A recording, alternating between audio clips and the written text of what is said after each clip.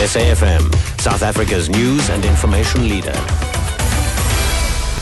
Thanks, Nancy. N1 at the Durrans is closed after farm workers' strike turns violent and India condemns Pakistan for its inhumane behavior. For the news here on SAfm at 1 o'clock, I'm Asanda Matsaunyani. Traffic authorities have closed the N1 at the Durrans in the Hex River Valley in the Western Cape following this morning's stone throwing.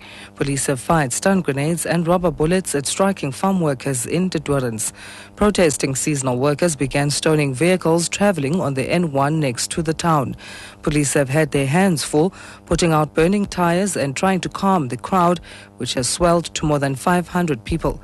Meanwhile, workers say they'll demonstrate until their demands are met. I'm too frustrated, really. The farmers, they do absolutely nothing for us. Can't even afford to buy anything. Take a cigarette. What about my 7 children? They have to beg for food. No, they can afford it. If they can afford new cars and new lorries, they can afford it. They send the children to boarding schools. We must suffocate and send our children to local schools.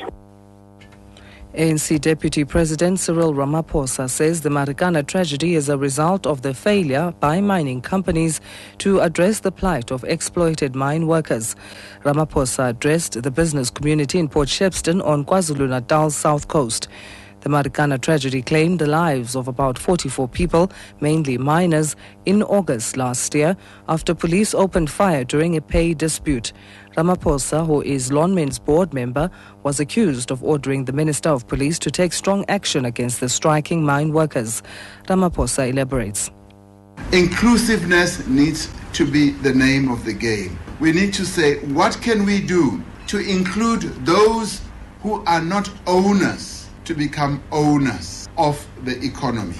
The state is doing its part, it has passed all the relevant laws, but what is it that I can do to make those who are not included in this process to be included?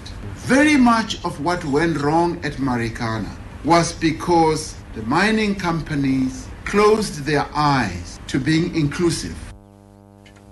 The opposition to Urban Tolling Alliance, OUTA, says it will have to take the matter to the Supreme Court if its leave to appeal is not considered by the North Gauteng High Court.